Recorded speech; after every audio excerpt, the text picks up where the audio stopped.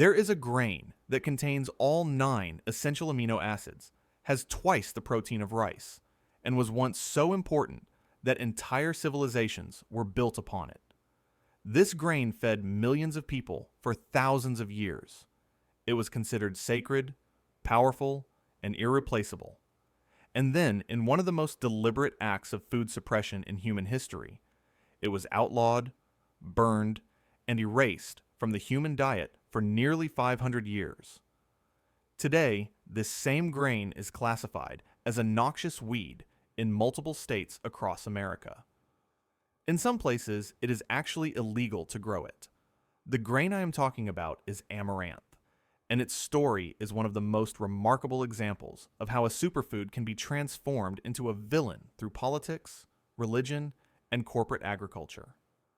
I spent over 30 years working in agricultural genetics, studying how plants interact with human civilization. I have seen how certain crops rise to dominance while others fade into obscurity. But I have never encountered a story quite like the story of amaranth. This is a grain that refused to die, despite everything that was done to destroy it. And understanding why it was suppressed, and why it remains suppressed today, tells us something profound about how our food system really works. Let me take you back to the beginning.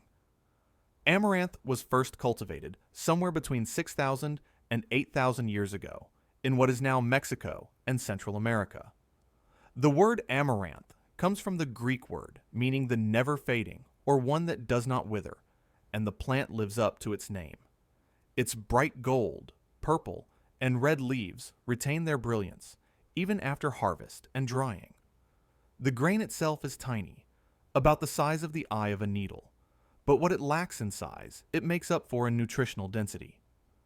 For the Aztec civilization, amaranth was not just food, it was life itself. The Aztecs called it huautli, and it was one of the 3 main crops that sustained their empire alongside corn and beans.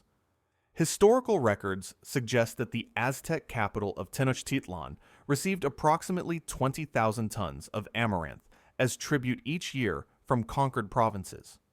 This was not a minor crop. This was a foundation of empire, but amaranth held a special place that went beyond mere nutrition. It was considered sacred, a gift from the gods, and it played a central role in their most important religious ceremonies. The grain was so intertwined with Aztec identity that it was impossible to separate the food from the faith, the nutrition from the spirituality.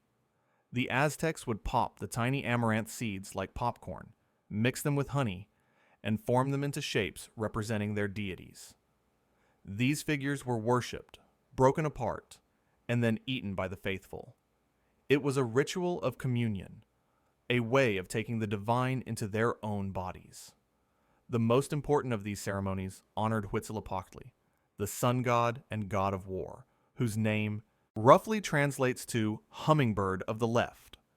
In some of these rituals, the amaranth was mixed with human blood to create the sacred figures. When Hernán Cortés and the Spanish conquistadors arrived in the 16th century, they immediately recognized the spiritual significance of amaranth, and they saw it as a direct threat to their mission of converting the native peoples to Christianity. The amaranth ceremonies look too much like a perversion of the Christian Eucharist, where bread and wine become the body and blood of Christ. The Spanish could not tolerate this parallel. To them, the Aztec practice of forming amaranth into images of gods and consuming them was not just pagan worship. It was a mockery of their most sacred sacrament. What happened next was one of the most systematic acts of agricultural destruction in human history. The Spanish outlawed amaranth entirely. They burned the fields where it grew. They punished anyone caught growing it, possessing it, or eating it. Some historical accounts suggest that the punishment for possessing amaranth could include having your hands cut off. Whether or not these extreme penalties were widely enforced, the message was clear. This grain was forbidden. The penalties were severe, designed to erase not just the plant, but the entire spiritual tradition it represented. For the Spanish, destroying amaranth was not just about food. It was about breaking the spiritual backbone of the Aztec people. They understood, perhaps better than we do today, that controlling what people eat is one of the most effective ways to control who they are. But here's where the story takes a remarkable turn. Despite everything the conquistadors did, they could not completely destroy Amaranth.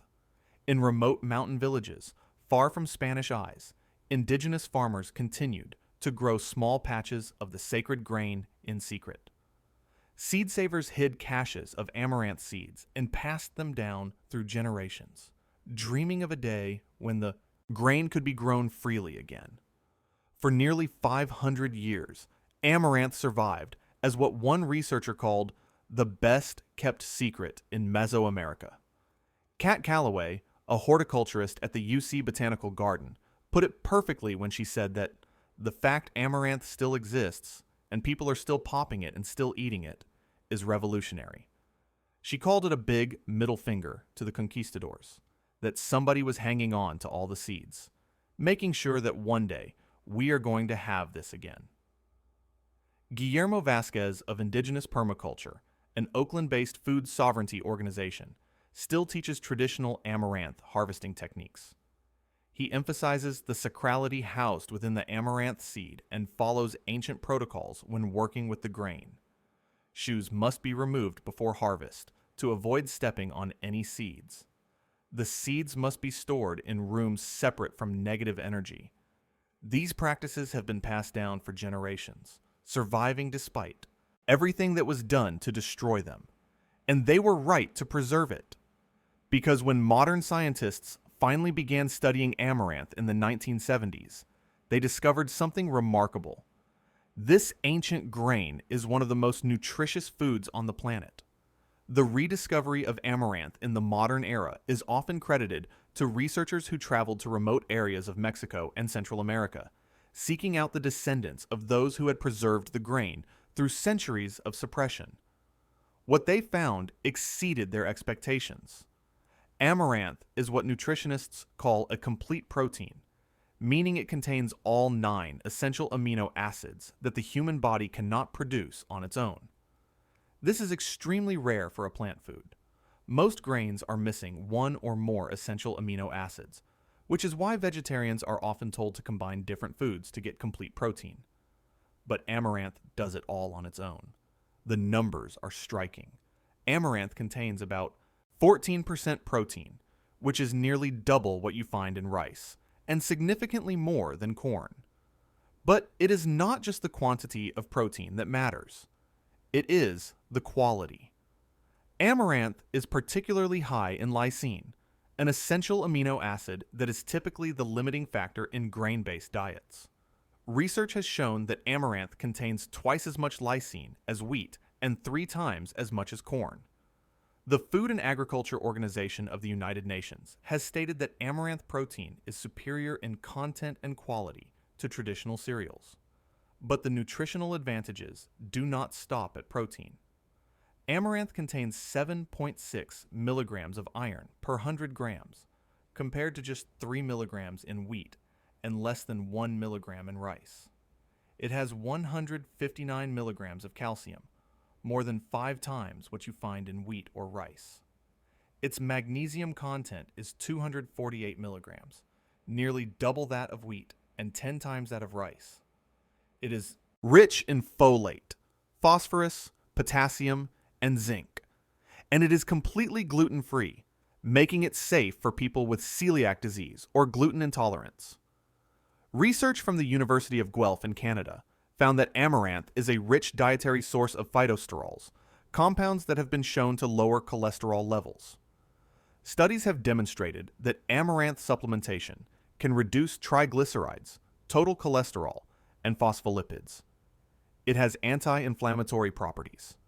It is, by almost any measure, a superfood. And unlike many modern superfoods that require specific growing conditions and expensive inputs, amaranth is remarkably adaptable. It can generate seeds with up to 40 days of no rain. It tolerates poor soils that would defeat most commercial crops. It can be grown at various elevations and in diverse climates. Early frost is not a problem because the plant is typically harvested late in the season, and autumn frost actually helps dry the seeds for harvest. This is a crop designed by nature to survive, and it has proven that ability over and over again.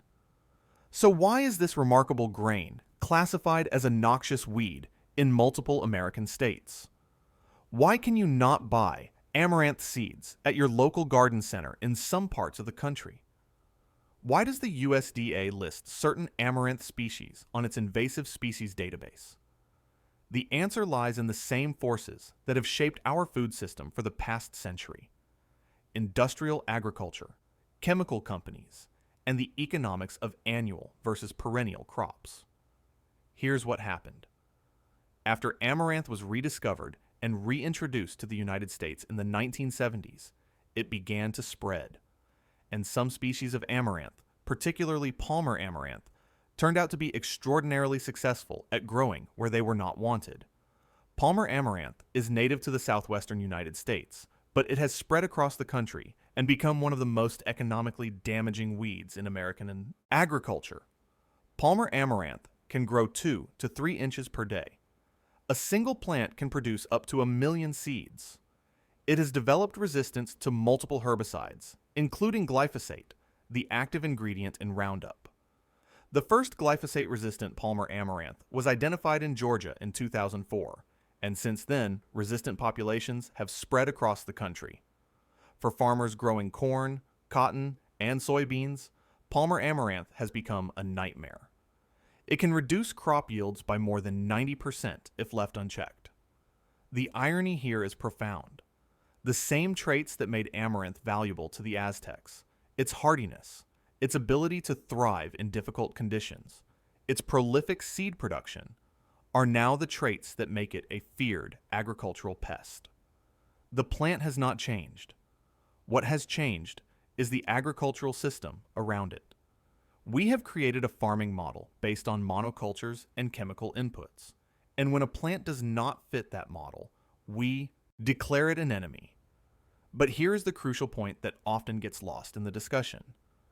Palmer amaranth and grain amaranth are not the same thing. They are related, yes, both members of the Amaranthus genus. But the species that farmers grow for grain, like Amaranthus cruentus and Amaranthus hypochondriacus, are different from the weedy species that cause agricultural problems. It is like saying we should ban all roses because some wild rose species can be invasive. Yet, the regulatory response has been to classify entire categories of amaranth as noxious weeds. Palmer amaranth is now on the prohibited noxious weed list in Minnesota, meaning it must be destroyed wherever it is found. It is classified as a noxious weed in Delaware, Ohio, Maryland, and Washington state. In some states, it is illegal to sell seed mixes that contain any amaranth seeds. The plant that once fed the Aztec Empire is now treated as a criminal. And who benefits from this classification? The same companies that benefit from the current agricultural system. The herbicide industry generates billions of dollars in revenue each year, selling chemicals to control weeds like Palmer amaranth. When a weed develops resistance to one herbicide, farmers must purchase newer, more expensive chemicals. The seed industry profits from selling annual crop seeds that must be purchased every year. Amaranth, which can be saved and replanted indefinitely, threatens this business model directly. The fertilizer industry profits from the nutrient demands of annual monocultures, and amaranth's ability to thrive in poor soils without heavy fertilization makes it an unwelcome competitor. There is also the processed food industry to consider. Amaranth is so nutritionally complete that it reduces the need for the fortified, processed products that fill our grocery store shelves. When a single grain can provide complete protein, abundant minerals, and essential vitamins, the market for supplements and enriched foods shrinks. The economics of our food system depend on nutritional deficiency, and amaranth threatens that dependency. Amaranth threatens all of these business models. It is drought tolerant, able to produce seeds even after 40 days without rain. It thrives in poor soils, where other crops struggle. It does not require the heavy fertilizer inputs that corn and soybeans demand. And because it is so nutritionally complete, it reduces the need for the processed food products that dominate our grocery stores. I remember visiting a small farm in New Mexico several years ago where a family was growing grain amaranth using traditional methods. They had been doing it for generations, their ancestors having preserved the seeds through centuries of suppression. The farmer told me that every year he had to be careful about where he grew his amaranth, because if the wrong species spread to neighboring farms, he could face legal consequences. He was growing one of the most nutritious foods on the planet, using methods that had been perfected over thousands of years, and he had to worry about breaking the law. That farmer understood something that industrial agriculture has tried to make us forget.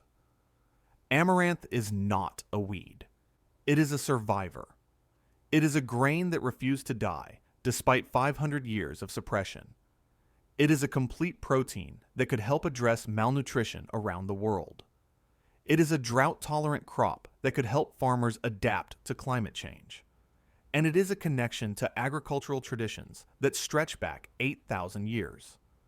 The World Health Organization has identified amaranth as one of the crops with the greatest potential to address global malnutrition.